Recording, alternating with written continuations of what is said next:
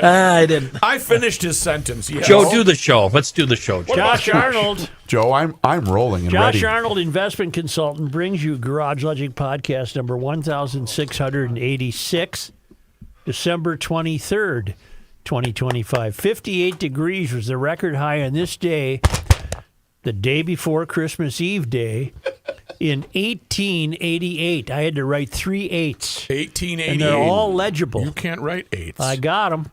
And it was 27 below on this day in 1872 and damn near 9 inches of snow on this day in 2020. Do yourself a favor. Call Josh Arnold at 952-925-5608 for a free 48-minute consultation. Hail the flashlight king.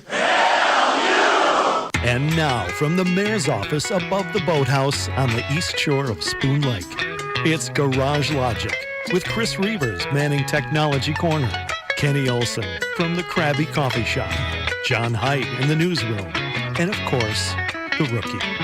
Here is your flashlight Birthday king, boy, fireworks commissioner, and the keeper of common sense, your mayor, Joe Souchere. What does a Christmas tree say about your knack rating? It just occurs to me that making certain admissions about the tree might dramatically affect your knack score. In other words, I would imagine that GLers are real tree people. Is that a safe assumption? Yeah, I got For a real most, one. I would say so. They want the experience of going to the lot. Yes. Yeah. May I ask a question before I answer? I'm not. Sure. What is the process in the Royce household with a guy laid up with a replaced knee Yeah. and trying to put up the real Christmas tree? I don't I bet I know. I don't know that they're I don't know. I might ask. I bet. I'm immobile. Yeah. I bet the DA has one of those about a foot long, shaped like a football, ceramic Yep. Christmas trees with the little LEDs that you drop into it. I think you're right. Oh, Ken. that's when you go to grandparent status, when you're like, Yeah, it just sits we're on. done. We're Yeah, done. it sits on the dining room Yeah, table yes. there. You don't even have to move it during the off season. Right. You can just cover it with whatever, motif. It turns into the spring tree. But the biggest argument is the straightening, and that's where your knack value comes in, when you have to straighten the tree. I've told you, the first 7 years of marriage, you tie the tree. Well, I did, because I had a tree go over. Yeah, you have to tie it the first 7 years because you got nothing figured out yet. Right. I would agree with you. Then you reach a point where the fake trees don't look that bad. Right. And they're Right. just sitting in the garage. You know what? Because you just put them in the closet and see you next year, Yep. and they, there's no Thanks for the memories. no needles fall off, no you I don't miss- have to water. You're I just miss- full of hate. Who are you kidding? Yeah. I miss the process of acquiring it, and I miss the smell.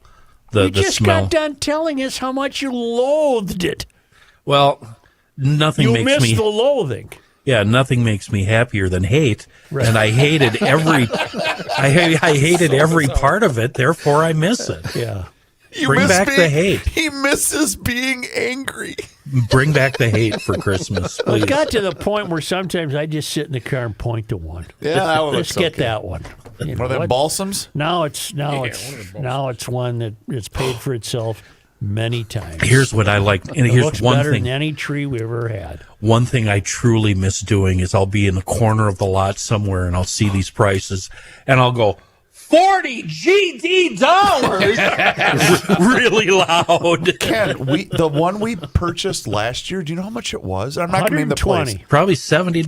$149. Yeah, they're all over 100. now. Yikes. Really? But it was You find me a beautiful. $40 tree, I'll go back to a real tree. In fact, we just mentioned the balsams. Them balsams hold their needles. Over the weekend, I got a picture with Will. He got we walked beside the historic filming location of the Santa scene from A Christmas Story. I just sent it to Gabe. I couldn't believe it. It was so cool. So did you cut that tree down? No. It was the Santa scene where he says, Yeah. "Okay, Ho, ho, ho ho." Twice in the last 2 weeks, I've been emailed by Arne Carlson, our governor throughout the 90s in Minnesota. And on this most recent email, which came in, what's the date? Well, it's the 23rd. Well, today. Yeah. And it was an email about Jeremiah Ellison and how Arnie is upset that that this fellow is trying to accomplish something that's entirely illegal, to draw the two salaries. And he's missed 6 of the 13 last meetings. And I called Arnie, and he's in Florida. And I said, Governor, we've been discussing Jeremiah Ellison on the show, and if nothing else, it's an extraordinary lack of character. And Arnie said, it's more than a lack of character. It's completely illegal. And now we got talking about some other things. And I said, Arnie, would you join us today on the show? And he said he'd be glad to. So in about 5-6 minutes, we're going to have Arnie come on, because I thought of something I would like to discuss with Arnie. Did he use the word illegal? Yes. Wow. Yes. Yeah. So That's powerful. what I would like to broker with Arnie, I mean, I thought back, he was the governor from 91 to 99. There's only 4 living governors, 4 ex-living governors. That shocked me when you told me that today. Mark Dayton, Jesse Ventura, Tim Pawlenty, who am I forgetting? And Arnie. Arnie. There's 4 living ex-governors. Wow. And it occurred to me, you know, as we approach Christmas, to take it down a notch and wonder, as recently as when Arnie was governor, I would even say more recently than that, up until Walz was governor, how's that? Okay. Up until Walz was governor, it did not seem to me that we were preoccupied with state government. We led our lives, and we went to work, and the kids went to school, and you went to a tree lot and fought about a tree. Yes. And Okay. whether it should get a fresh cut or not. Now, for most people, I guess that might still be the case, but for what we do, we seem to have been swallowed up in this consumption of state government and how foul it is and how crooked it is and how incompetent it is. We never used to think about that. We were not preoccupied. We trusted the government was Right. doing its thing and things were working, and did You the would Vikings win? Yeah, and, you would disagree with a thing here or there, but for the most part, yeah, we're all right. And Arnie, when you look at his credentials, he made a hell of a governor from this sense. He preceded his governorship. He was the state auditor for years. Before that, one of the rare and infrequent Republican city council members in Minneapolis. Now, Arnie might be considered an extremely liberal Republican, but he's not insane. Right. Today's liberals are insane. He can still look at something and say, this does work. It doesn't just have to be party lines. Anyway, he's in Florida because he's no dummy. And he's probably wearing his moth-eaten gopher sweater. Can you do me a, No, if you remember, Arnie Jr. has yeah. possession of that. Yeah. do me a favor, Joe, because I'm not going to try to make him hear or understand me. I just want you to, and it's the obvious question. I want you to ask him, should the governor resign for what has happened under his watch? Make sure you get that question in. Yeah. By the way, Arnie's 91, and he might as well be 40. He's as sharp as a tack. Just wonderful. Yeah. It just, Do you think he's playing golf today?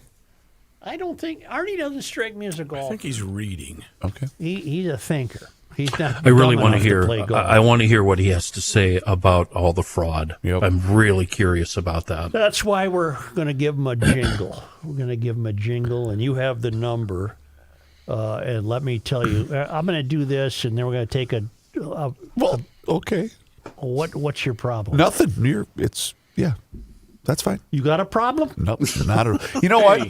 I've got a problem. I've got a lot of problems. Since- I'm going to Forget start about with it. you. Since Kenny suggested a question for the governor, may I also suggest a question for the governor? Sure. When Arne Carlson joins the program in just a few minutes, will you please ask him to wish Matthew a happy birthday? He already knows. I texted him. Are we going to have the traditional airing of grievances later on in the show? Is it Festivus? Because I've got a lot of problem with all of you people. Yeah.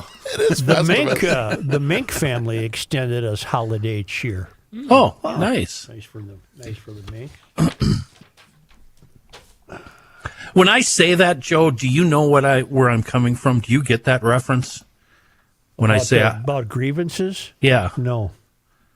Oh, you're Is missing that- one is of that the. the Seinfeld show? Okay, Yes. you do understand. Okay, you do it. get okay, it. Good. I mean, Jerry I don't Stiller. really get it. I'm just picking up that you said Festivus. Kenny, where would Yeah. you rank Jerry Stiller's? What Of was all great about this is a big sidetrack. He couldn't remember his lines, so those pauses that we thought were perfect and wonderful and the greatest comedic timing of all time, it was an accident on his fault. Are you serious? Those pregnant pauses, he had a tough time remembering his lines. Oh my God. But the guy used it. He was a genius at comedy. Oh God, he was funny. As I rained blows upon him, I came to realize there's got to be a. I got a lot of problems with you people. And at one point during the Festivus dinner, he's on a rant and he just stops talking and he goes, I forgot where I was going. And I'll bet you anything that was real, that he actually did forget his lines. Right. Yeah. It's like when Joe's ripping St. Paul. Kind of the same deal. I have new information from Precision Door. Oh. Right now is a special. $500 off the purchase of a new door, and that includes the operator, the motor, the engine that'll raise and lower it. That's $500 off the purchase of a door and operator combination. And don't forget that noisy door tune-up special for $149. With these new doors, there's models for every budget. Just think what that would do. It would increase the aesthetics. It would save some energy, provide better security, and not break down in the dead of winter. You don't want to go out there and have that baby not work in the dead of February. And if you do like your current door, get that noisy door tune-up special. But right now on a new door, single door, double door, $500 off the purchase of a door and operator combination. That is fantastic.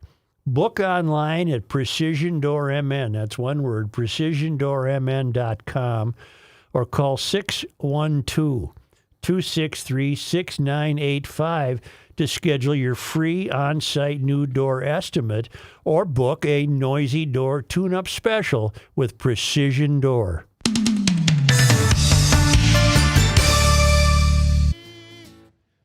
Years ain't what it used to be.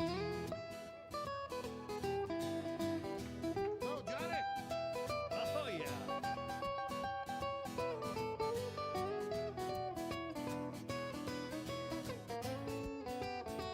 Oh, yeah, Johnny Heidt.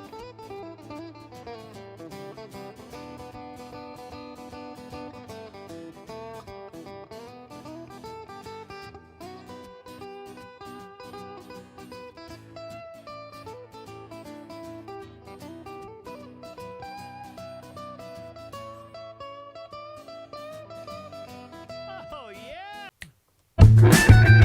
Here's a man who spends hours in hardware stores, sifting through the nuts and bolts of life. Joe Souchere. Seems weird to be doing something about Christmas here over this scorching riff. But Merry Christmas and Happy New Year from our partners at customroasting.net. I guess it's probably too late to order for Christmas, but it's never too late otherwise to order from customroasting.net. And what I'm having with the family on Thursday is their Christmas cookie blend, which I got in last week. It's a mix of graham cracker, vanilla, hazelnut, and warm cinnamon. Then I might put a little something extra in that just to give it a little bit of a punch. Rookie, have you ever heard of something called rum chata? Yes. I think that would be the God, you are Wouldn't inside my fantasy right now. My coffee fantasy. And since I don't have to drive anywhere on Christmas, once I'm there, I'm there. I think I'm going to sample that all afternoon. Meanwhile, GLers, if you want to order some coffee up, you've got to try the GL package. We've got 4 blends that we've put together for our GL sampling box. It's the Minnesota Morning, the Boundary Waters, the Columbia Excelso, and the French Roast. Wonderful blends of dark roast coffee. Actually, they go from dark to light, but I think you'll love all of them. And don't forget, it might be too late for Christmas, but you can still order in a custom roasting gift box. That's 2 of their best-selling coffees, the Minnesota Morning and the French Road, paired nicely in a nice craft box for you. Customroasting.net, the website. And Merry Christmas from our friends at Custom Roasting. May we be joined by Governor Arne Carlson. Hello, Governor. Well, good morning. How are you? Good, and I like talking to a real governor. Where is he? Well, we haven't had one for a long time. Governor, what the hell happened in Minnesota? The 90s under your tenure, as I think back, we didn't used to be. What's happened to government as a whole is the 2010 decision by the U.S. Supreme Court in Citizens United that opened the floodgates to corporate monies. Mm-hmm. And from that time on, both parties have been seeking money and have literally left the American public behind. Let me just give you a quick example. Pew Research has been decades polling people's attitudes. In 1958, 73% of Americans trusted their government. As of December 4th of this year, that number is down to 17. Isn't that something? Yeah. And nobody's talking about it. We are every day, Governor, and it's good. wearying. Well, keep going. And by the way, I understand you got a big birthday there.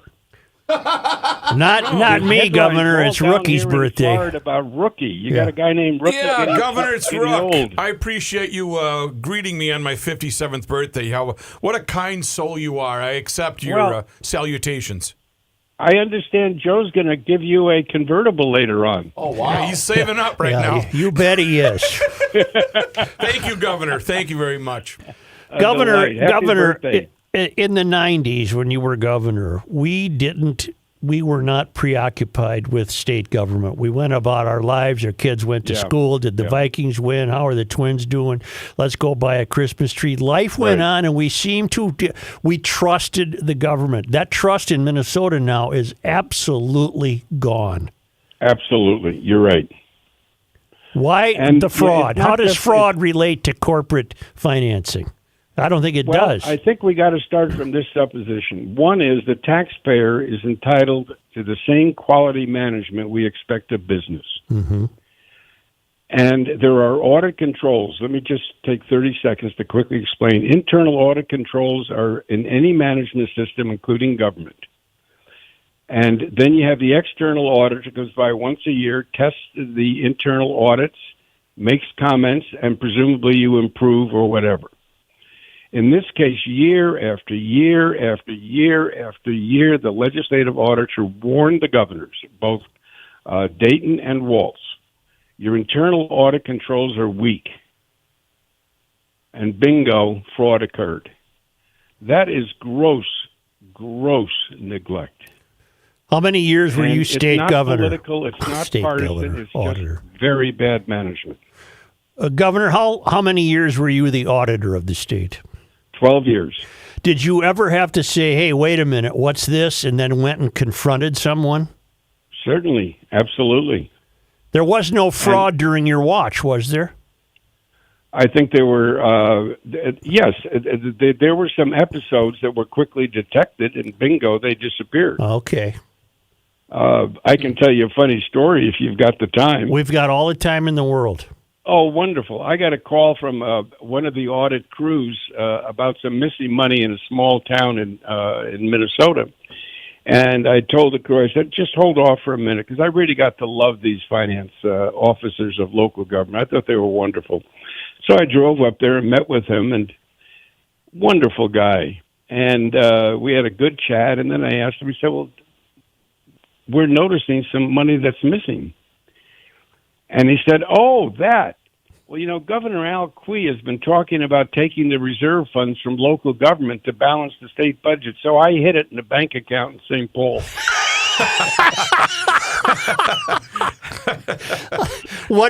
How did you handle that then? I just laughed, and I never forgot. He was wonderful. He was protecting his citizens. He did exactly the right thing. Oh, my God. We don't have that today, Arne. We don't have that. What do you think of Walz? We have war between the parties, war between legislators. Everybody seems to be at war. They should all be working together for the betterment of the public.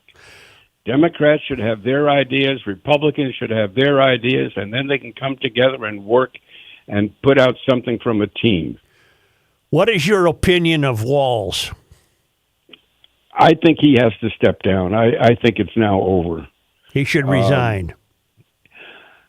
I'm not suggesting resignation, but I think it would be well for him to publicly announce that he will not be seeking office again. I think that'd be better for the Democratic Party. It would be better for the citizens. Because in reality, it is over. It is. And it should be recognized early. And then we as the public should be talking about what we want from a governor. It's not just a bunch of political ideas. It's also, do you have any management capacity? You've got 50,000 employees. Mm-hmm. You've got massive multi-billion-dollar budgets with money's moving in and out. And some background in management will be very, very helpful. And you also have to have the ability to select people that are better than you, more experienced than you, and frankly smarter than you to run our agencies. Mm-hmm. You want competency. All we're seeing now is incompetency, and it's just spilling out all over. In your estimation, has the state auditor continued to do their job? No. I'm very disappointed because this whole thing with Ellison in Minneapolis could be snipped in the bud. You're talking about Jeremiah Ellison. Pardon me? You're talking about Jeremiah Ellison? Jeremiah Ellison is an alderman in St. Paul, in Minneapolis. Right. And he is elected to a full-time job. And that job pays $109,000 plus health and retirement. Mm-hmm. At the same time, he holds a full-time fellowship in Cambridge, Massachusetts, that pays something like $57,500 plus room and expenses. Mm-hmm. How can you hold two full-time jobs separated by 1,400 miles? You can't. You can't. And that's another fraud. And this time, the city went along with it. Mm-hmm. And what bothers me is there isn't any culture that says, my heavens, we're dealing with somebody else's money. They worked hard to earn it, and now we must protect it at all costs. Instead, no, let's enrich a member of the city council and wish him well with our money. Mm-hmm. Are you still a full-time resident of Minnesota? No. I live down in Florida most of the time. I've got some arthritis problems, and I frankly enjoy it down here. Mm-hmm. I can't take the snow anymore. Right. Well, I envy you that you were able to leave the state. It's a place now that has a very heavy out migration. Yeah, I think it can be restored, but I think both political parties have to look at themselves and say, you know what, we are part of the problem. And we're going to put up really good candidates, experienced candidates who deeply are committed to the well-being of the taxpayer. And the Democrats come up with their good ideas, the Republicans come up with theirs, and you know what? We're going to work together and solve problems. We're not going to make them. Governor, here we have in Minneapolis a $30 million shortfall. Mm-hmm. Kids in those schools are going to be punished. And yet they have enough money to give Ellison an extra salary. Governor, from the federal government on down, it feels as though the people we've managed to elect don't have our concerns as their first priority. No, I think because of Citizens United, they feel they can go out and raise endless amounts of money, particularly from special interests, and then advertise to us that mediocrity is really excellence. I'm going to have to do my. Frankly, that's kind of what precisely is happening. It's not just the politicians, but they have a tendency to surround themselves with other people that are also incompetent. Mm-hmm. Can I do some background here, Joe? Yeah. Because go right ahead. Well, Governor, when you brought this up at the outset, you really surprised me. I didn't know anything about this, and I've been studying it here. And I really think you're on the key. You have a key point here. But I just want to read to Joe and the guys and the listeners here what this is. The Citizen United decision happened in January 2010. The Supreme Court ruled that corporations and unions have the same First Amendment free speech rights as individuals, allowing them to spend unlimited amounts on independent electioneering And that obviously has affected the outcome of these elections. My question for you, Governor, is how do we go back? None of these politicians are going to be in favor of going back to the way it used to be, are they? No, you're right. I think we have to do is revisit initiative and referendum.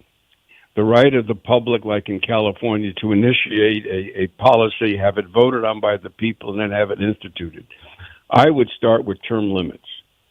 8 years in the legislature, 8 years in executive office, and you're gone. That's it. Once you start to rotate, that diminishes the need for big money. Secondly, I would abolish fundraising by legislators, obviously during session, but also by caucuses. Right now, the caucuses raise millions of dollars. In 2020, for those legislative elections, they raised some $26.5 million, about $130,000 per incumbent. Who in the world can run against them? Right. So not only now do they have money, they also draw the district line so they're safe politically, and then they make the rules. Yeah. And then they have these partisan staffs of 317 partisan staffers who are hired by the caucus and work for the caucus. But we, the taxpayer, pay the bill. So they become massive political parties, and all they do is engage in war at our expense. Governor, you were a Republican city councilman in Minneapolis in the mid-'60s. That's an infrequent development. Yeah. What has happened to the Minneapolis city government? I think the same thing that's been happening everywhere else. One is money. Two is protect incumbency is at all costs. And the moment you protect incumbency, you then have a schism with the voter. And they no longer serve the voters. They basically are in the business of serving themselves. Is that at the bottom of protecting incumbency? They just love the position and don't want to give it up? That's correct.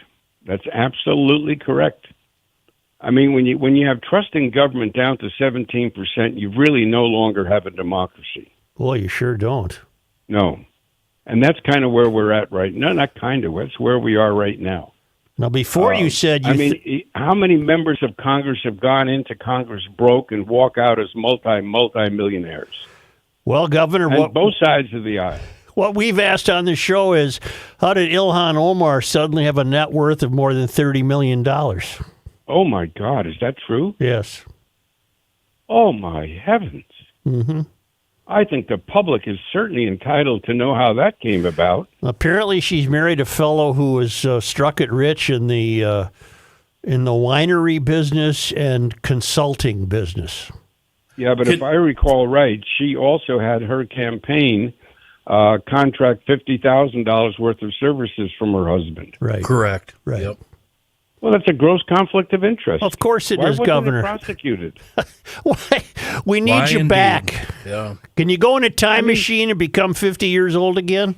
I'll tell you, I'm 91 years old. I know, and you sound like you're about 40. If I were 65, I would come back. I mean that sincerely. I just can't believe all these people who are elected to be watchdogs, all they're doing is protecting incumbents. Do you have fear for the future of the United States? No, and the reason is this. I think if you asked me that question several months ago, my answer would have been yes. I think we're going to. I think we're starting to pull out of it and to have a better understanding that we need competency, we need honesty, and we need to obey all the tenets of the Constitution. And I think we're slowly going to pull out of this one. What is your view of President? The disappointment in Minnesota is that in 1973, our state was featured on the cover of Time magazine as the state that works. Yep. Now we're the laughing stock of America. What is your view of President Trump? Very poor. Okay. Well, I can't hold you. And I think I'd like to see the Republican Party go back to what it was, a conservative fiscal party, deeply committed to states' rights, deeply committed to a conservative interpretation of the United States Constitution, very concerned about individual rights, I'd like to see them go back to that. I have tremendous respect for Robert Taft, Barry Goldwater, the conservatives of yesterday. And I have tremendous respect for a lot of the very good liberals that we've had. But we've lost our way. And a large part of losing our way is because of this money in politics that buys special favors, special influence, and nothing is done about it. I don't know what we can do here, Governor, except almost clean house from top to bottom. I would. Yeah. I would. But how? That's my Well, question. the University of Minnesota in 2021 put out a study citing that public policy at the state legislature was basically for sale. And nothing was done about it. Yeah, I would clean house. Absolutely. And I'd like to see some younger people with energy and with a real deep sense of honesty and respect for good performance. I'd like to see them start to run. You know, Harold Stassen did that back in the late 1930s. And it worked, and I'd like to see it happen again. But Governor, how do we convince, even on the local level in the state of Minnesota, how do we convince these politicians on the right and left to vote for, say, for instance, term limits?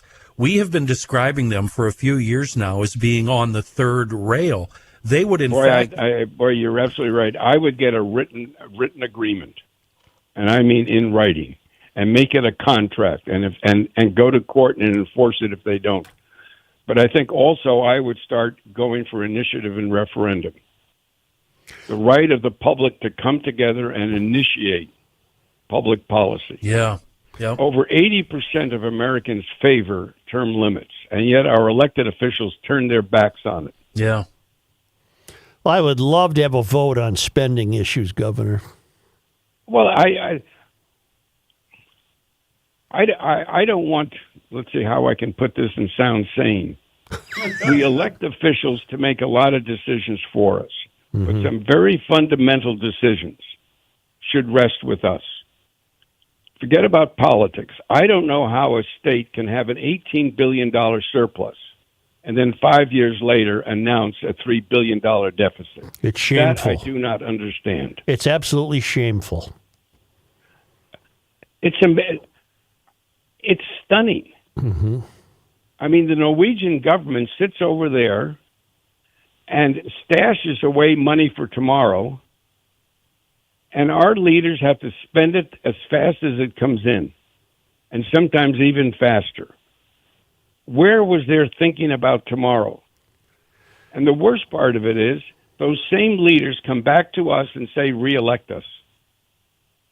Well, Walz is even running again, which is preposterous. I don't think that's going to last very long. I happen to agree with you. You are absolutely right. That's why I favor term limits. Yeah.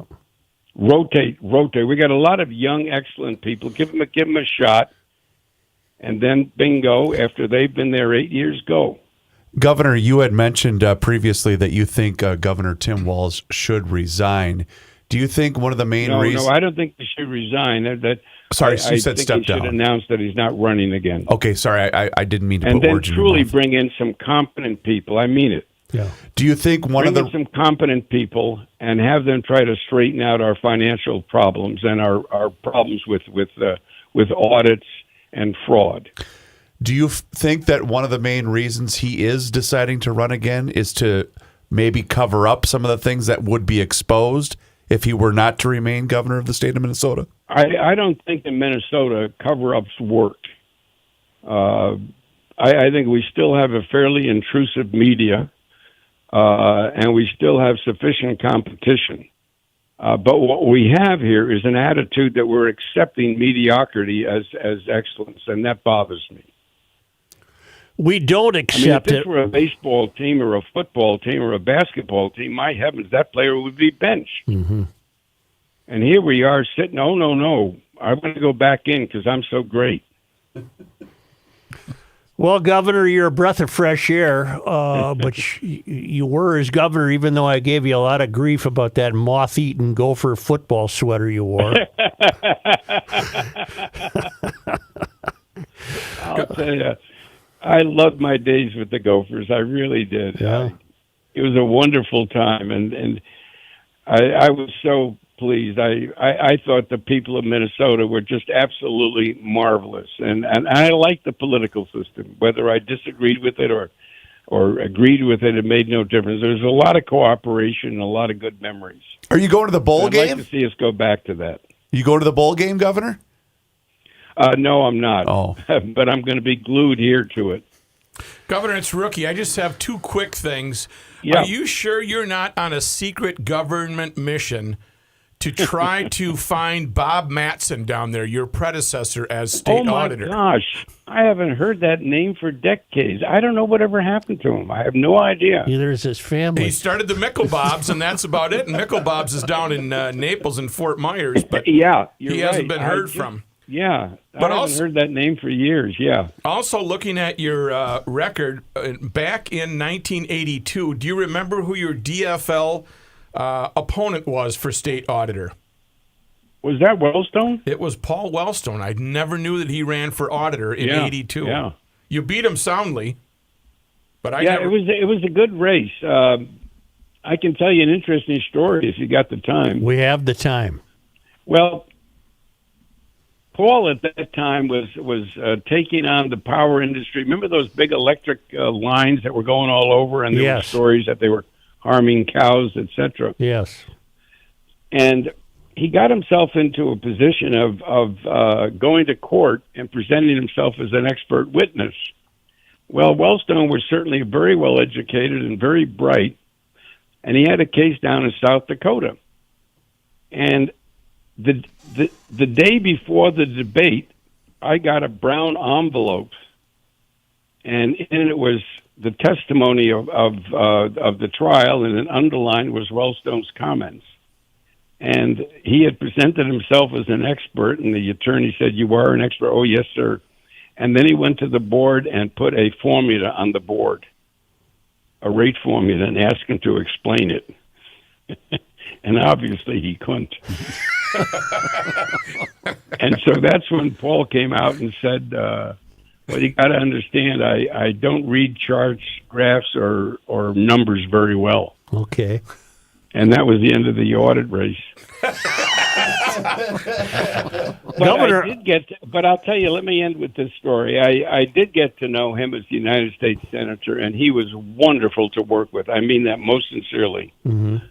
He was very, very helpful, and I had good relations with all of our people in Washington. Martin Sabo, they were all excellent. They had no problem at all. Dave Dernberger, no, they were all. I'll tell you who I really liked was Rod Grams. Mm-hmm. He worked very hard. We didn't agree on everything, but he was very helpful. But the point of the story is there was teamwork. You can differ on things, but my gosh, you got to work together for the betterment of the whole, and all of them did. Governor, All Senator outstanding Wellstone would come on every year at the state fair, and Joe and Paul did not agree on anything, but they That's shook right. hands, smiled at each other, and said, "Thanks for coming on. We'll see you next year." He was a Isn't great that guy. wonderful? Yes, that's how it's supposed The to way be. it should be. that was the same with Mark Dayton. Yeah. Mark and Yeah, I it didn't should agree be on that a way. lot, These but are he was not an affable enemies. sort. Yeah. And you. Well, we always had fun. I mean, if Yeah. you can't have fun, why do it? Governor, something else occurs to me before I let you go, and I either had forgotten this or didn't even know it, and I read it in the Wall Street Journal today. We got rid of the state treasurer position in about 2003. Is that contributed to what's happening today? Well, I think the more constitutional officers you have and the more you divide the financial pie, the better the people are represented. So I would say yes. I think Okay. it's very harmful. Yeah. Yeah, we did. I like the idea of it being elected. I think there's been a move in Minnesota, and this goes way back to the 1950s, and that was to consolidate agencies, empower more agencies, and weaken constitutional offices. And that weakens the ability of the public to hold anybody accountable. Let me give you an example on the fraud thing. Mm-hmm. We can all say, yes, the governor's wrong because he never read the audits, never paid attention to the warnings, etc. But where in the world were all the finance commissioners? Mm-hmm. Didn't they read the audit either? Apparently not, sir. And it wasn't one audit. It was audit after audit after audit after audit. They all ignored it. That's not possible. If that happened in a corporation, I can tell you this from experience. Those bodies would be right out the window instantly. Do you think Walz is stuffing his own pocket with stolen money? No. Okay. No, I don't think it has anything to do with that. I just don't think it's a particularly well-managed administration. No. Well, now that we got your number, you'll regret that because we'll be touching base with you. I think it's delightful. I probably got myself in a lot of trouble, but it's fun. I don't think so. Have a great Christmas, sir. You bet. Same to you. Thank you. Thank you. Governor Gov. Arne Carlson, who was a real governor.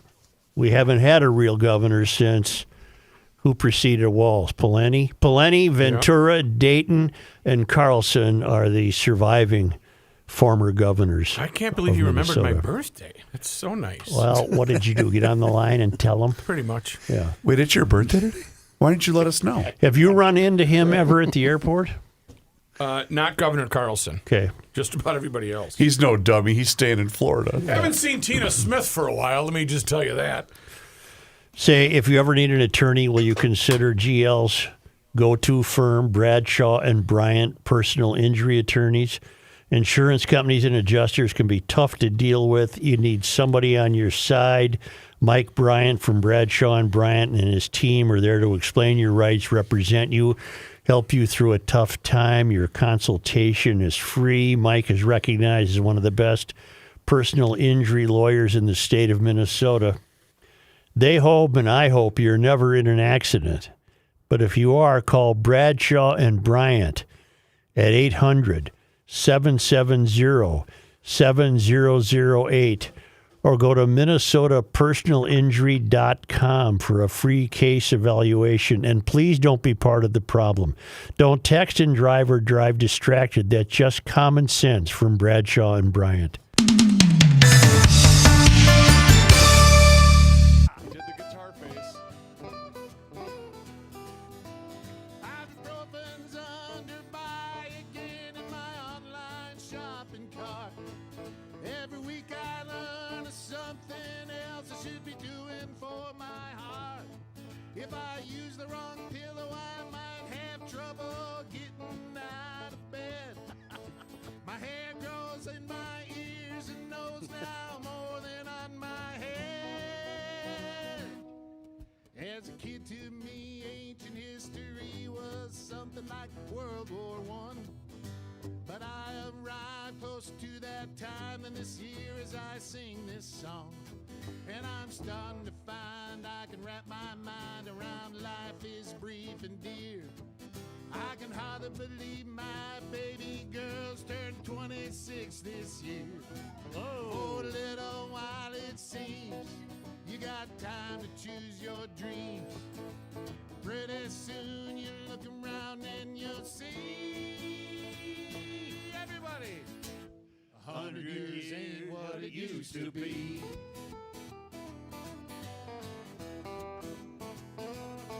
Before you know it, you're 63, making plans for Medicare A and B. You look around yourself and you see 100 years ain't what it used to be.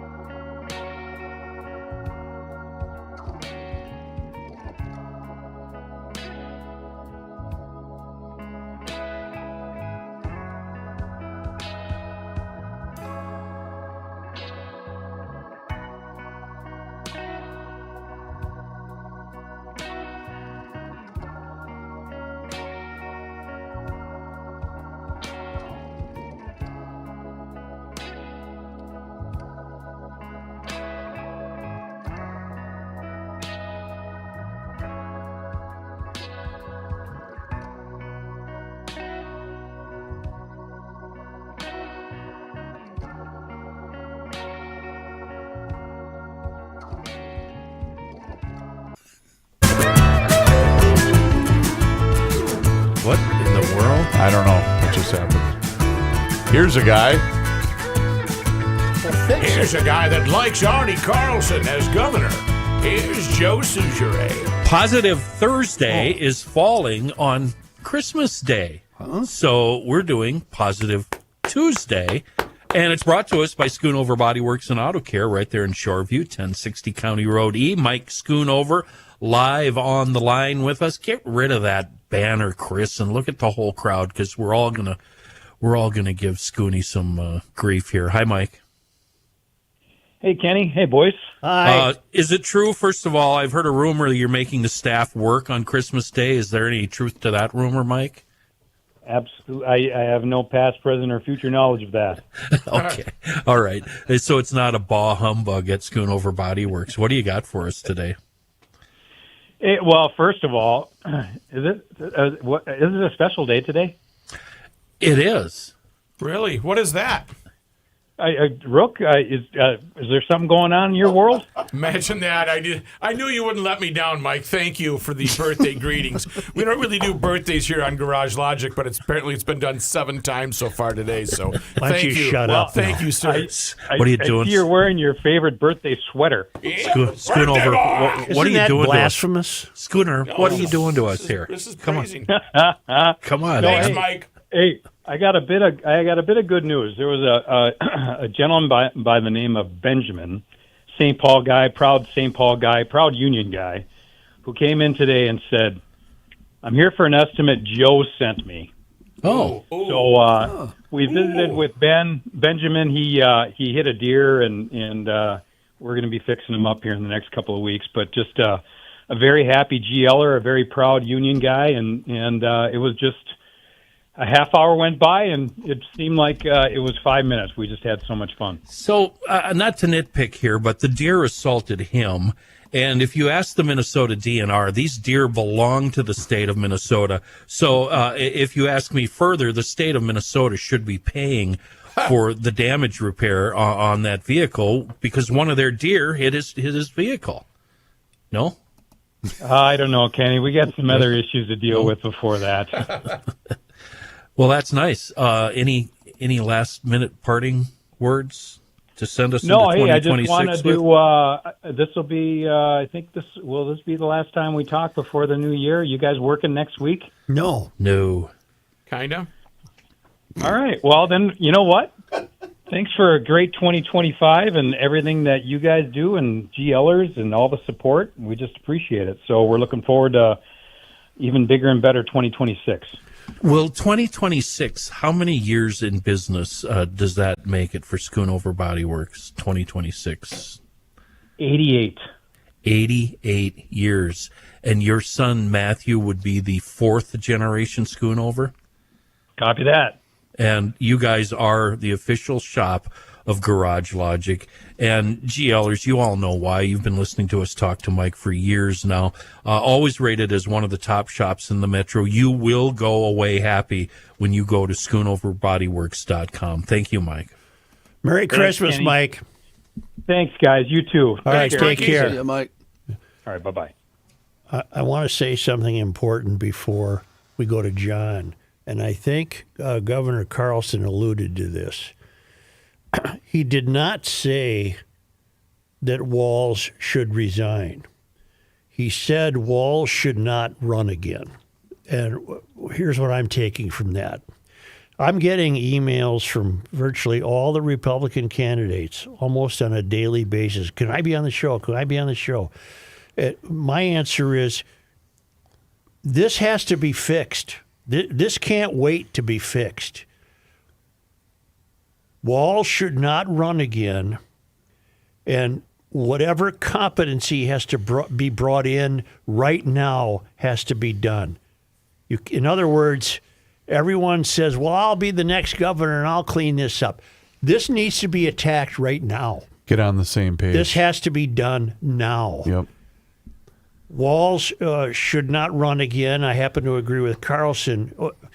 Selfishly, I hope he runs again because I think depending who runs against him, he wouldn't stand a chance. But also for the sake of his own party, he probably shouldn't run again because They need to have somebody that's electable. So he shouldn't run again. But beyond that, we can't just sit back and have fun for a year speculating who's going to be governor and then try to clean up this mess. Somebody's got to start attacking this mess today. And it isn't Walz. He's not competent enough. What if Walz steps down tomorrow on Christmas Eve? Who do you think is the most logical candidate to run in his place? I have no idea. And that's the game I don't want to play. I don't want to play politics. I want to fix this crap that Walz has created. Okay. Fix it now.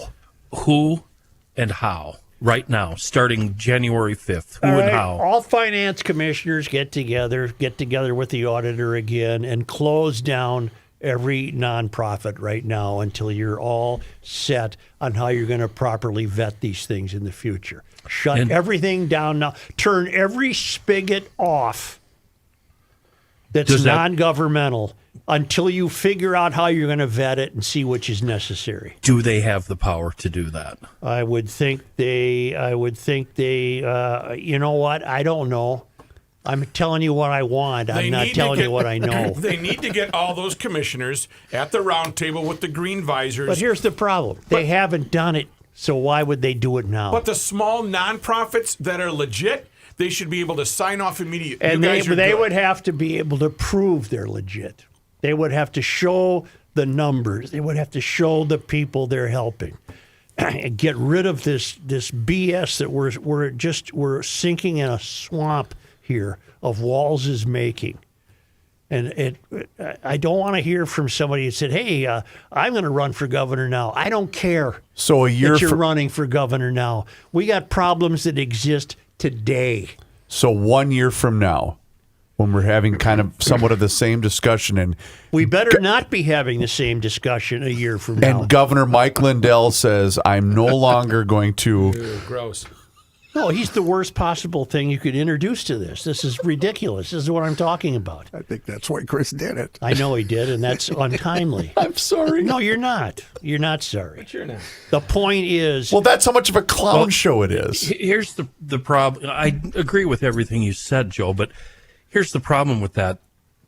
We're not in session right now, and we won't be until mid-February. And the person I would keep thinking about, as you're saying now, I keep thinking about Lisa Damuth. She's on the inside, and along with her colleagues on both sides of the aisle, they can get something done. But it's not going to happen until February 17th. And as soon as they hit the gavel on that day, this is going to be put on the back burner. They're going to worry about every other little issue before they start arguing about this issue. The next thing you know, it's going to be election time. They might be not in session, but the mechanics of the business, if we look at government as a business, it's a failed business right now. But the mechanics are not. They're there. They're working every day. Finance commissioners are working. Auditors are working. Show us something. Earn your salary. Do something. Agency heads are working. And I think Governor Carlson provided the perfect example. Were you as shocked as I was when he said he got in his car and drove up to the community where that money was missing? Wasn't that wonderful? Does that happen now? No.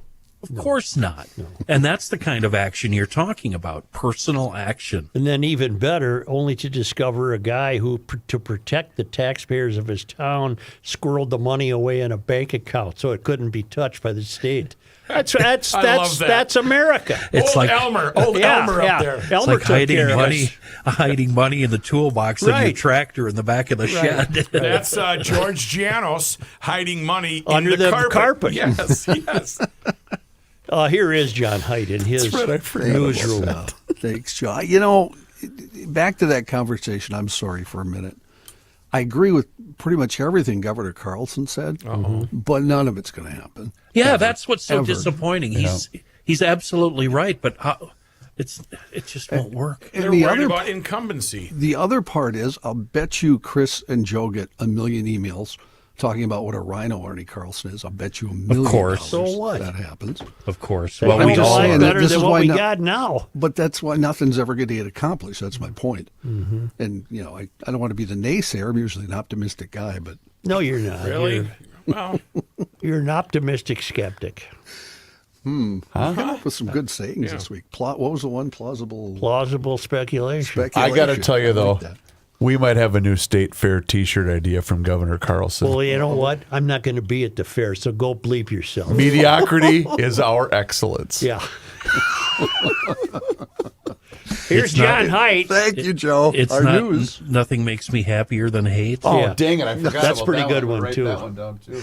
Yeah, and then underneath you have to put a couple lines on Kenny Olson so Yeah. that everybody knows where it came from. Yeah.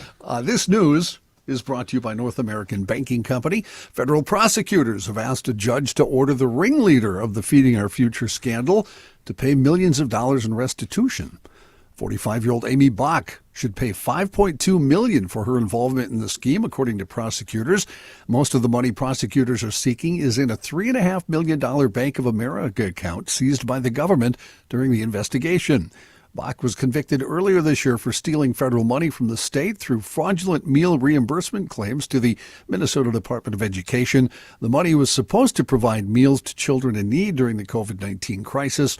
Bach and 77 others were accused of claiming nearly $250 million in reimbursements for millions of meals they said they served, but they didn't serve. She's in the slammer, isn't she? Yes. Yes. Okay. 2 years. Yeah. She and her co-defendant remain in custody. Bach and co-defendant Salim Saeed, co-owner of the now-closed Safari restaurant in Minneapolis, which was one of the main locations for fraudulent claims, were convicted in March. Bach and Saeed, who was 36 at the time of his conviction, have not yet been sentenced and remain in custody.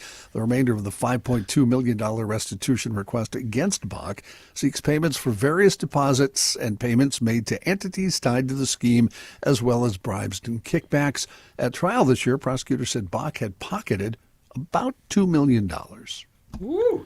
Rook, it's a shame that this all happened because I had reservations to take you up for your birthday at Safari Restaurant tonight. She closed. They ought to meet. They ought to meet. They ought to cash. John, there's no Yes, sir. chance that she has one thin penny left of that $2 million. Well- She can't make restitution. Well, Yeah, sell her house and sell her BMW and her lake place. Well, it's That's probably whatever. already gone. The state takes those assets, don't they? Yeah. It sounds like they have the, $3.5 million total, and that's probably... Well, then take it. All they're Why are gonna we get. worried about it? Just go get it and put it back in the general fund so Walz can give it away somewhere I was else. going to say, then it can go somewhere else. Yeah, I think, like the governor said, it's spent already, Joe. Minnesota sheriffs are calling for Minnesota Corrections Commissioner Paul Schnell to step down over what they called arbitrary and capricious demands that they say have cost taxpayers millions of dollars and harmed counties' ability to operate their jails. The Minnesota Department of Corrections is in charge of licensing jails and other local correctional facilities. At their annual winter meeting, the membership of the Sheriff's Association approved a resolution that criticized Schnell's oversight for county jails, accusing him and the DOC's inspection and enforcement unit of taking actions without consulting the sheriffs first. Some of those alleged actions include reducing the authorized capacity of several jails, thereby forcing sheriff's offices to board inmates elsewhere, reclassifying the Otter Tail County Jail from a full-service detention center to a 72-hour facility, and supporting legislation and administrative rules like a law requiring jails to supply inmates with prescribed medications that the MSA says would negatively impact jail operations. The letter also accuses the DOC of taking adverse licensing action against multiple jails on the grounds of alleged rule violations, when in fact no rules had been violated, and the alleged violation is in fact the personal and arbitrary interpretation of rules imposed in violations of Minnesota statutes. MSA President and Steele County Sheriff Lon Thiel said the jails in Otter Tail, Ramsey, and Beltrami counties have all faced similar capacity restrictions. A U.S. House committee is expanding its investigation into the fraud here in Minnesota in the social service programs. They've made new requests for testimony and briefings from state and federal officials. Representative James Comer, the Republican chair of the U.S. House Oversight Committee, announced that the committee would be looking into widespread fraud in Minnesota. And on December 22nd, yesterday, he sent letters to 7 current and former state officials, including people who led the Minnesota Department of Human Services and Department of Education, and other and current and former staff in those departments. He asked them to provide testimony through in-person transcribed interviews, adding in the letter that if you do not voluntarily appear for the interview, you will be forced to evaluate the use of the compulsory process. I wish Carlson would have said that, yes, I do believe Walz is stuffing his own pockets. But he did not, and it's not likely that would have got us on CNN. that Walz is. But what he said, without literally saying the words, is that no, Walz is just an idiot. That's what I took You know away what? from his That's answer. kind of- You're Sounded, exactly yeah. right. No, he's He didn't steal anything. He's just that stupid. just a dunce. Yeah. A 41-year-old man found guilty in the murders of Christopher Martell Washington, Lewis Mitchell Lemons Jr., and Samantha Jo Moss at a homeless encampment in Minneapolis, according to the Hennepin County Attorney's Office. According to the complaint, you probably remember this story, Earl Bennett rode an e-bike to a tent in October 2024, asked to see one of the victims inside, and began shooting shortly after being allowed inside. Surveillance video showed him leaving the tent and riding away on his e-bike. Washington and Lemons were declared dead at the scene, and Moss died later at a hospital. Bennett is scheduled to be sentenced January 16th in the case, according to the attorney's office. Kenny, in your role as traffic overseer, did you come across something last night about a bicyclist hit on the freeway? I don't know anything about that. Okay. I thought I saw that on the Channel 5 Really? news, yeah. That's a possibility. I see it every day. But my God, at night on a freeway, don't be on the freeway on a bicycle. Why don't we take a quick break here and talk to Chris Reavers? Hi, everybody. Who's scratching his head? One of the things that I really enjoy about doing this show, ladies and gentlemen, is the ads and the advertisers they have with us. And I do a lot of research when it comes to those advertisers. And I was reading this article in this really cute small town community newspaper about the health benefits of having fantastic water. You know, hydration. You got it? Hydration is key. And that's the benefit you can have with Hofferman Water and Connecticut. It is. It's a really cute small town community newspaper. Here's the deal, ladies and gentlemen. Go with the best. I made the switch years ago. I started out as a customer of Hofferman Water and Connecticut. And you know what? Hydration, make it a point of emphasis here in the later stages of 2025 and into 2026, and go with the absolute best. Hofferman Water and Connecticut. Get on the schedule. Have them come out for that free water analysis today. Get on that schedule today. 612-895-2440, or you can also book your appointment online at HoffermanWater.com. Either way, get on that schedule, have them come out. They'll give you this thing that's called a water score. And then based upon that water score, they will give you recommendations on how they can upgrade the quality of your water. They have done that with me. Is it like this? And it's a touchdown! There's your water score! Somewhat similar. Okay. Very, very similar. Got it. Whether it's a water softener, an iron rust and odor filtration system, or a brand new drinking water system, it will work for you and your family. 612-895-2440 or visit HoffermanWater.com. Hofferman Water has been proudly serving the state of Minnesota for over 50 years. Do me a favor and mention that you heard about them here on the Garage Logic Podcast.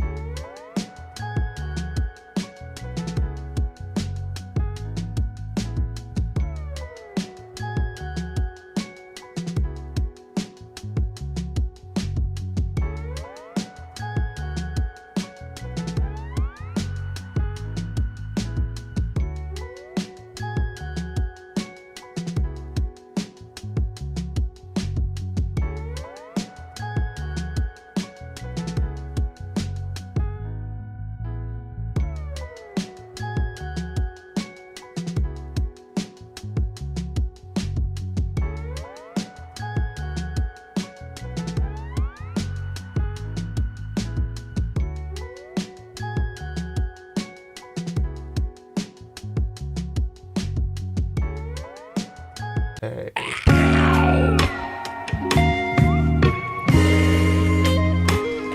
Look at him.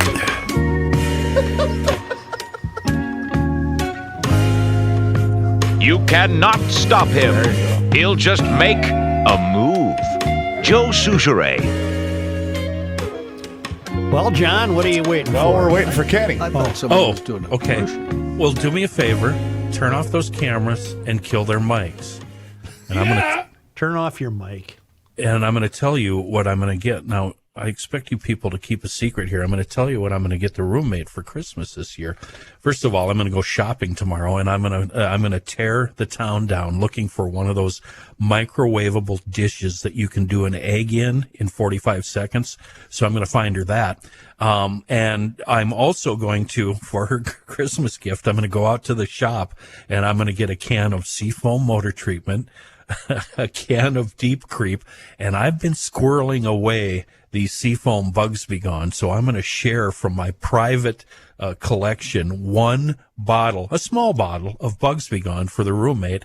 And I don't know. I'm debating, do I put them under the tree or should I just put them in her vehicle? You know what? I'm going to put them under the tree so she'll feel special when she opens those gifts come Christmas morning in front of her whole family. Take my advice, folks. If you need a last-minute gift for your loved ones, just go to a store and get some Seafoam. They make wonderful Christmas gifts, and they make having cylinders and automobiles and cars fun. There you go. A trio of perfect Christmas gifts, courtesy of me, your Seafoam Santa. Hey, honey. Kenny? Nothing says I love Live you like it a up. egg microwavable dish. Here's John Heidt. We're returning to John Heidt. Thank you, Joe. Joe, a story you brought up here, I did find it. A cyclist critically injured after being hit by a driver in St. Paul last night. Responding officers found the man suffering from life-threatening injuries on Warner Road near Highway 61 at about 6:30 last night. And according to the St. Paul Police Department, the cyclist taken to a hospital where his condition right now is not known. His identity has not yet been released as of this morning. The driver who hit the cyclist remained at the scene. She reportedly did not show any signs of impairment and was cooperating with police. And St. Paul police say the investigation is ongoing. There were two fatals yesterday in southern Minnesota, both involving semi-trucks. Ooh. Yeah, due to the icy conditions. Can I comment on that for just a brief You moment? already have over the years. No, yesterday, because William and I were driving back from Wisconsin to get here to work.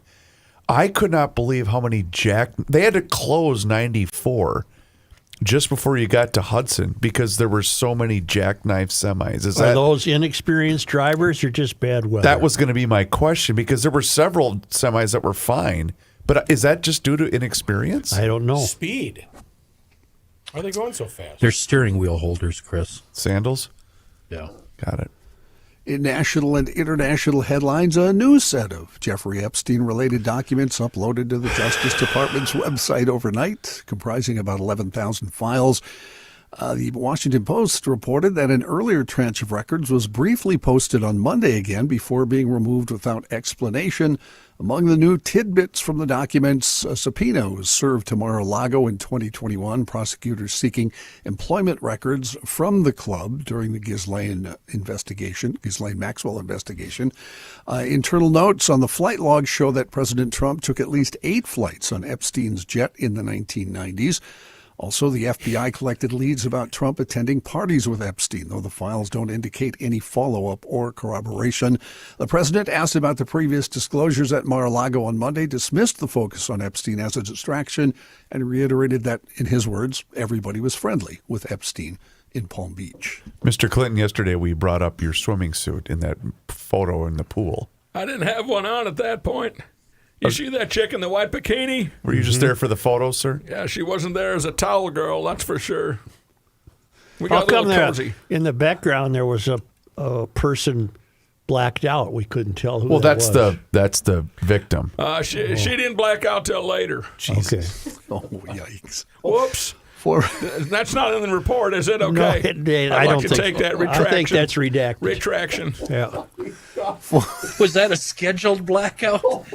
I'm not sure. I wasn't Given about there. 20 minutes to start working? One of those It deals? looks like you were having trouble even floating. Are you a good swimmer? Let me just say, at that point, I was in pretty deep. All right, then. Yes, sir. Okay, then.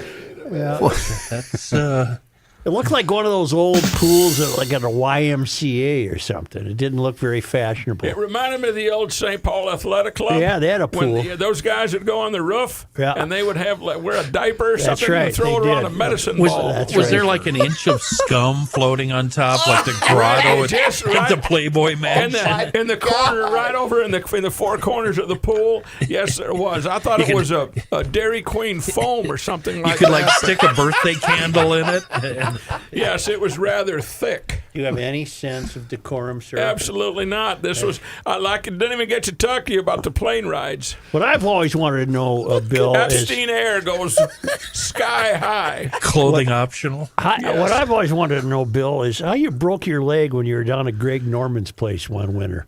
Chasing.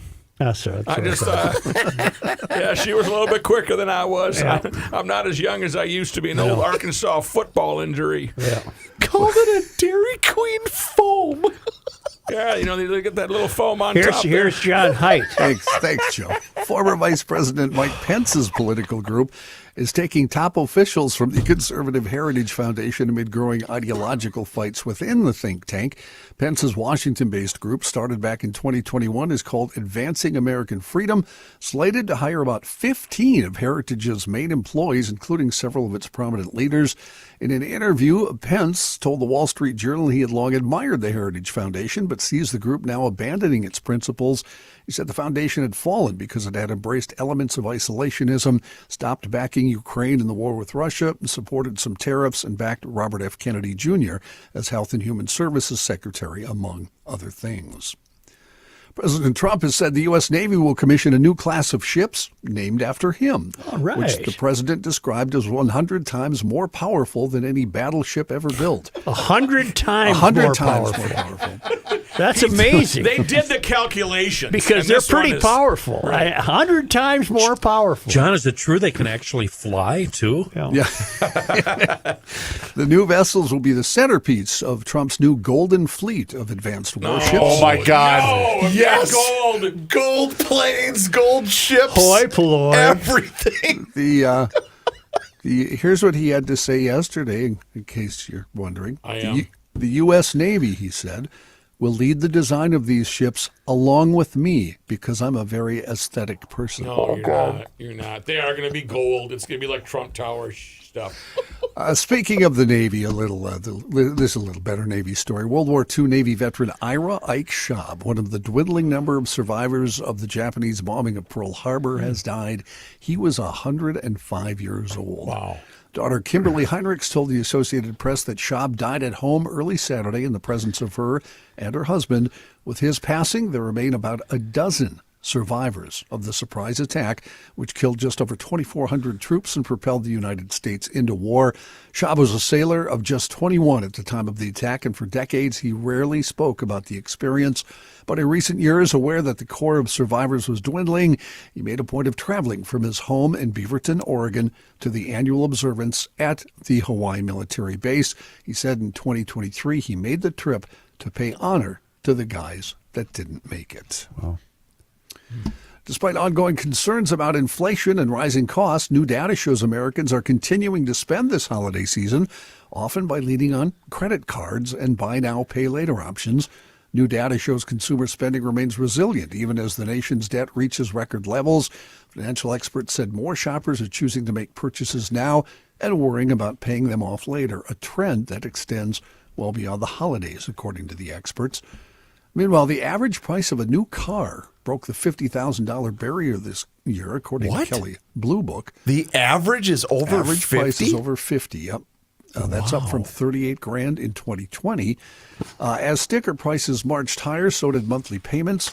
After a few years, car shoppers were undeterred, though. Many needed new vehicles. And if you fast forward to November of this year, the average monthly payment for a new car, according to J.D. Power, was $760. Holy crap. Who can do that? I don't buy it.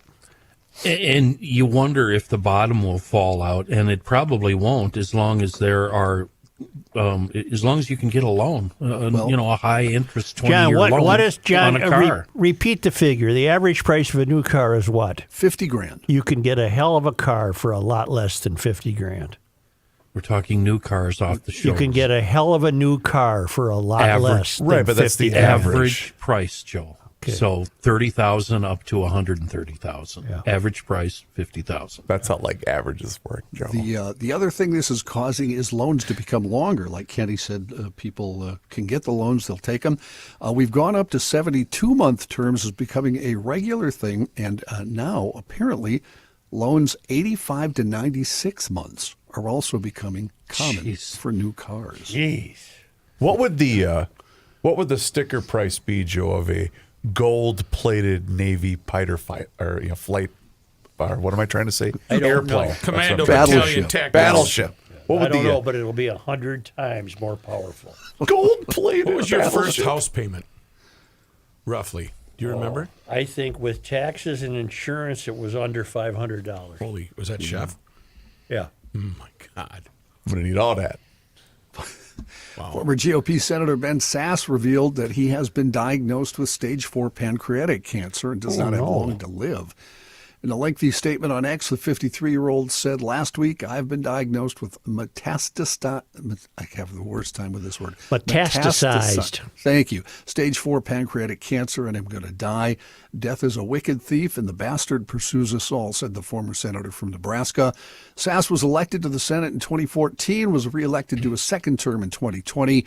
Weeks later, he was one of just 7 Republican senators who voted to convict Donald Trump of incitement of insurrection in his second impeachment trial after the January 6th Capitol riot. In January 2023, Sasse left the Senate to take up the post of president of the University of Florida, where his appointment was protested by students and faculty due to his opposition to same-sex marriage, stances on LGBTQ issues, and lack of experience running such a large institution. Sasse left the university presidency at the end of July 2024 after his wife Melissa was diagnosed with epilepsy, though he continued to teach at the school. So in case you're wondering, as I was, pancreatic cancer symptoms include jaundice, abdominal pain, unexpected weight loss, poor appetite, nausea, vomiting, fatigue, and digestive changes. And a sad story, but it also did cause one of the greatest reactions in the history of our time working together. You recall this? No.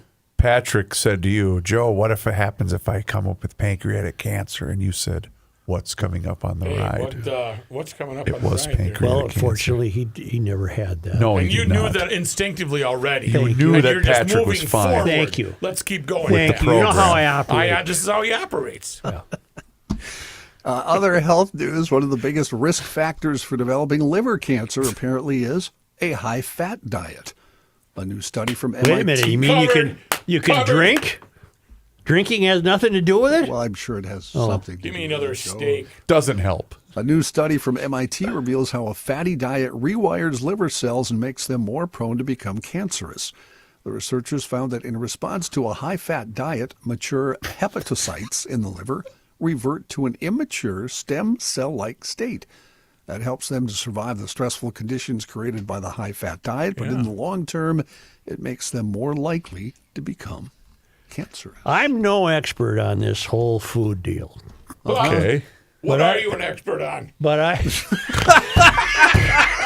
That's where I thought you were going. That's where I thought you were going. I'm sorry. there are some things that just, when you winnow it all down after a long Here life we and go. you I look know at you're gonna all say. the BS that it confronts you every day, drink coffee, don't drink coffee, drink wine, don't drink wine, do it. Couple things. Here we go. Number 1. Never drink pop. Okay. Don't eat fast food.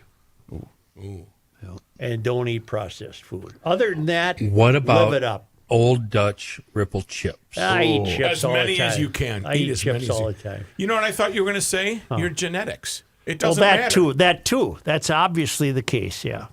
I looked up the symptoms of liver cancer, and they're identical to pancreatic Yeah, cancer. well, you're only- looking him up because you're a hypochondriac and you think you got everything he ever mentioned. Are you done? Well, I Are you woke done? up to go get me a cold pop. See, you shouldn't have pop there. Right. Sweet The only lady. thing they would add to that is easy bruising.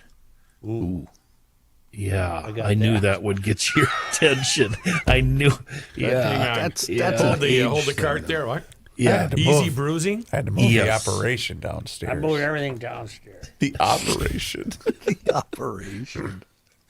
The act of the operation being moved downstairs and him gingerly relocating himself to the lower region How much of the stuff dwelling. do you think he just at the top of the stairs? He just threw it True, that's what I'm saying. because he knew he wasn't going to be able to carry And it. he's Spider-Man in the going down the 4 steps to get down to the lower level. And the reasoning for moving the operation was there's more space. And isn't there a landing? Doesn't halfway down, don't you turn? Yes. Yeah. Yes. Well, His you resting get to spot. that landing and you just kick it the rest of the way. Right. I wonder if he puts a chair on that spot. Go for the couch. Just to take a All I know is I saw a documentary film. I can't remember the name of it. It was all about corn. The corn Big documentary. weekend, huh? Yeah. And you don't want to drink a lot of this corn byproduct. Corn syrup. corn syrup. Corn syrup. You don't want that. No, you But don't. it's That's okay not to eat good. corn because your body doesn't Corn process is it. great. Cows can't digest corn, for God's sakes. We can't either. So humans just get rid of it right away. But then why do it come out whole kernel? Anyway, what's up, John? Anything else? I have a question. When you stumbled upon the corn syrup documentary, did you kind of give it the, well, wait a minute here. What do we got here? I was recommended to me. I don't Oh, remember the You were circumstances. just clicking. I'm thinking No, you're no, channel no, up flipping. against something To hell with the else. Viking game. Yeah. I'm gonna. No, I set out to watch it. Joe, I think I've seen it myself. They talk about how Coca-Cola from Mexico is so much better because they use real sugar. Oh, completely agree. Yeah. I never really saw it. I guess I don't drink enough to know a difference. Real sugar's not good for you either, though. But better than corn syrup. Better than corn syrup, Okay. yes. On a level of good or bad. Do you really want to drink a lot of stuff that also that makes gasoline? I don't know that the two are even combined. Gotcha. Yeah. Is John done? I think so. It's up to you. Yeah, you know are. why he is? Because You're I done have till to, January 5th. I have to talk about North American Banking Company investing in your success, ladies and gentlemen, since 1998. And you get that feeling anytime that you walk into any one of their 6 Twin Cities locations. It's 50th in France, it's Roseville, it's Woodbury, Hastings, Shoreview, and also Maple Grove. It's banking done differently, locally owned and operated. Here's why that's important. That means loan decisions are made right here in the Twin Cities. They are not sent out of state. So all of you business owners, this means that you can solve problems quickly and also expand your business with confidence. And you see, they deal with numbers every single day, but you, your family, and your business are never going to be one of them. And it doesn't matter whether you're looking to purchase a home, maybe finance a new home renovation project, or get that new overpriced car that you've always been dreaming about. Their experts will make it easy. And they also offer the same online, updated, and mobile banking options as all of those other big national banks. So see it for yourself. nabankco.com to learn more. Once again, it's banking done differently. North American Banking Company, member FDIC, is an equal housing lender.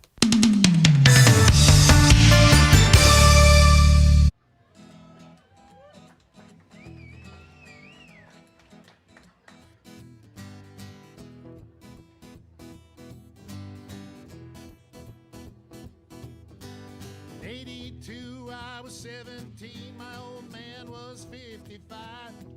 If you do the math between the two of us, that's 72 years alive. An eternity, so it seemed to me. How could anything live that long? Now I say my folks were only 84 the year that they passed on. For a little while it seems you got time to choose your dreams. Pretty soon you look around and you see 100 years ain't what it used to be.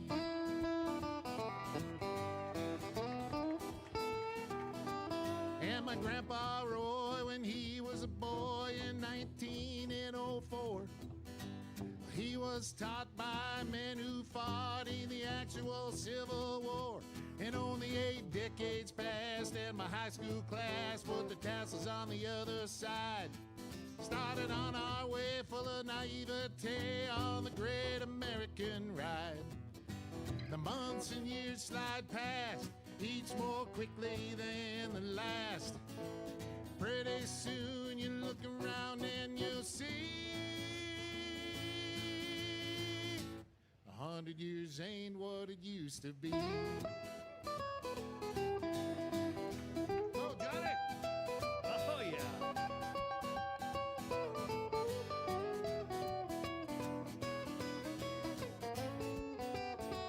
Oh, yeah, Johnny Heidt.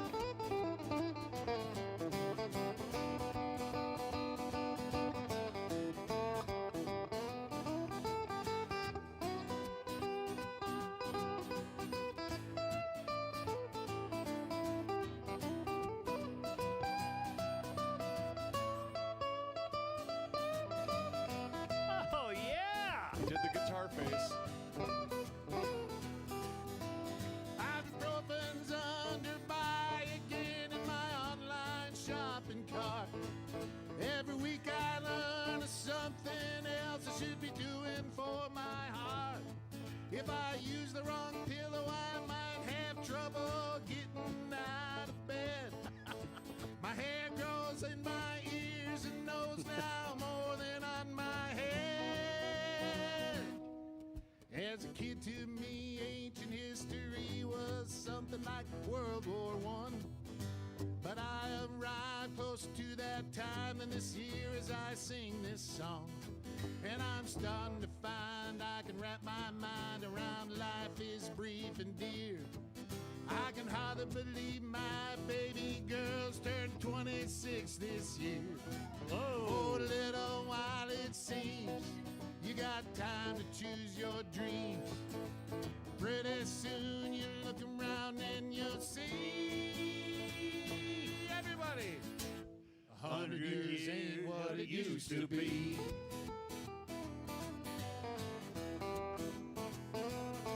Before you know it, you're 63, making plans for Medicare A and B. You look around yourself and you see 100 years ain't what it used to be.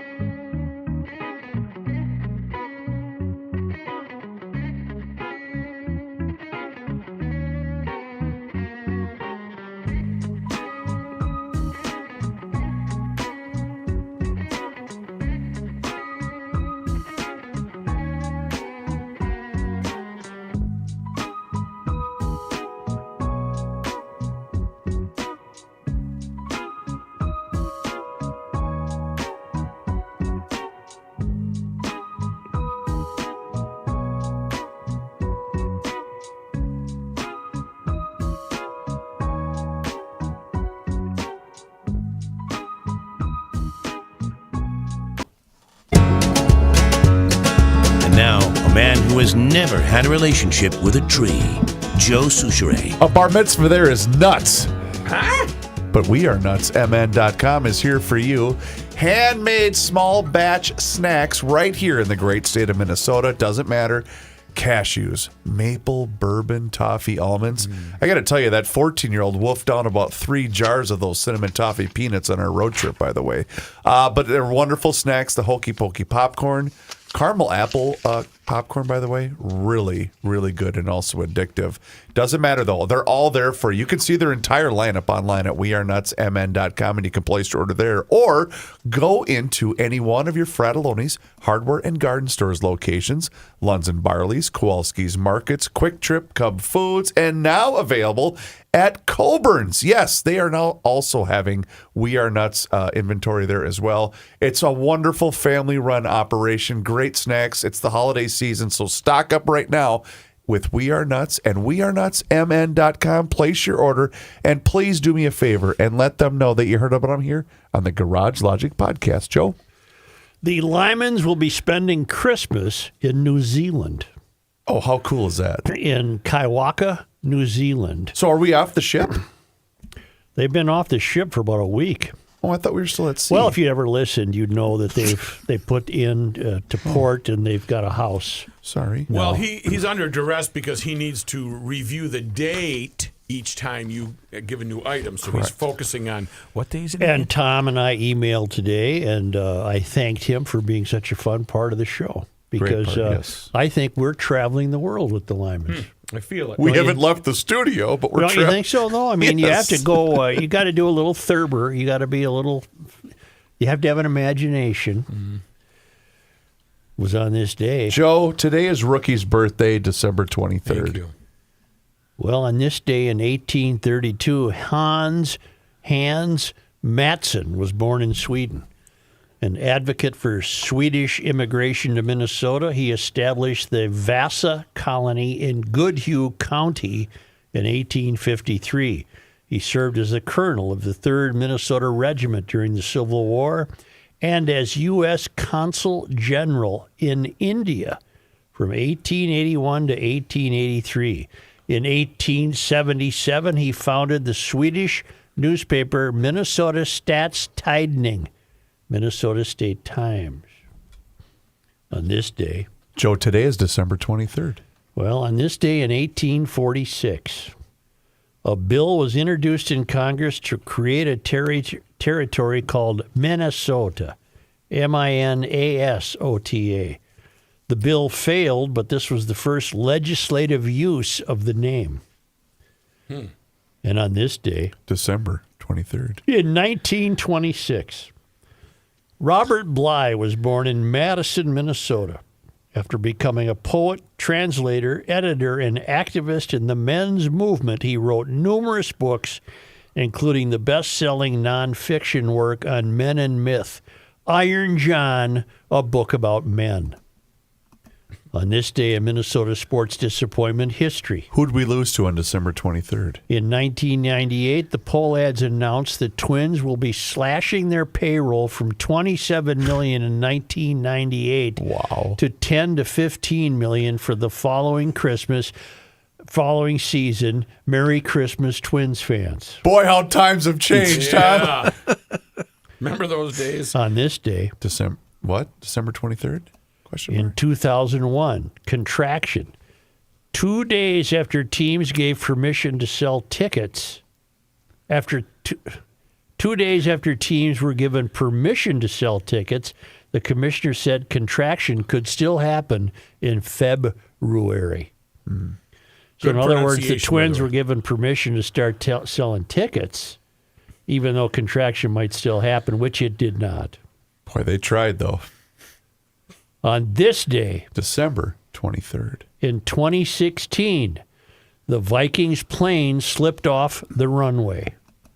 I don't remember any of that. Was that in Green Bay? I don't know, but this past Saturday, the Twins had to turn back their flight to Vikings. New York. What did I say? Twins. The Vikings had to turn back. Their airplane got into Wisconsin, suffered mechanical problems, and they had to turn back to Minnesota. Quick question about that. Rook, if Joe was still covering the Vikings, because they had issues with the landing gear, how would the mayor have handled issues with the landing gear on a team flight? I don't think it would have went well. let's just put it this way. Get me off this. I think he would thing. have had some type of thing to bang through the windshield. Give me a parachute. I'm out of here. We're going down. Not with me or not. The old Cliff Glavin. Well, those planes are always chartered. I thought surprised they had a problem. They were all chartered aircraft. Got it. Well, you still have guys that have to load the bags and. Have you ever flown on one of those charters? I bet you have. Many times. It's like it's an airborne animal house is what it is. Well, not really. Well, yes, it is. Well, no. During Kenny's run, it sure was. Yes, it is. Which Trust team me. did you ever fly with? The Vikings. Mike was during his stint at K-Fan. It was, the Vikings of the early 90s. Kenny, I got to tell you, the day that Mike Morris filled in for Patrick and you and Mike going back and forth about that flight was one of my favorite sports talk segments ever. He was my favorite fill-in host ever. You could throw, Joe, in your absence, I like to throw fastballs, high and inside at the the host, just to see how they react. He was the only one that would play ball with me. Yeah. The rest of them would be reduced to tears. Yeah. But this guy was fantastic at the microphone. Mike Morris? Yeah. Wasn't he the Mr. Strongman or something? Or who am I thinking of? What did they call him when he was on the fan? Superstar. Yeah. Do you know who was not really schooled at that? That was a fill-in. I could give you a list. Dave Thompson. If you mentioned something about something untoward into his ear, he would completely shut down and just not be able to. He would just the blank stare back would be. It's a lot like Joe. It's a lot like when when you have a substitute teacher for the day. Yeah. You try to see what you can get away with. You didn't have to I do did your that homework. every time. Every time. Right. Mike used to call me John Hines. Yes. I never corrected him. Yeah. Why? You know what? Close enough. Sure. The greatest was Dave Harrigan saying, "I wrote out this promo for you, but I typed it out. Do you want me to transfer it to crayon for you?" And it was just such a wonderful shot. Well, GLers, hope you have a wonderful Christmas. God knows what awaits us on January 5th. No, don't do that. Start over. Merry Christmas, GLers. Send us away with good cheer. GLers, I hope you have a wonderful Christmas. Anything else you'd like to wish today? And a happy new year. Happy birthday, God Almighty. I didn't know you remembered. And Happy New Year, too. Thank you. Happy birthday. Not to you. Okay, got it. Got big plans? Hey, where are you going this Christmas? We can't have a meeting today. It's your birthday. Okay, we can't have a 6 o'clock meeting I thought today. I was well behaved as a 57-year-old. You really were. And you know what? You should celebrate Rookie's birthday by subscribing to the Garage Logic YouTube. Does it embarrass you at all that you're now 57 Nope. and wearing that sweater? And Bob said you're one step closer to 60. Yep. And it was loving. I mean, people loved us at the airport this morning. Yeah. Wait, you wore that to the airport? Yeah, me and my buddy Randy, we share the same birthday. Randy got a cake. I got a swift kick in the ass from the boss. You undercover boss in S. Yes. That's what I'm saying. Let's go. Happy birthday, bro. Thanks, bros.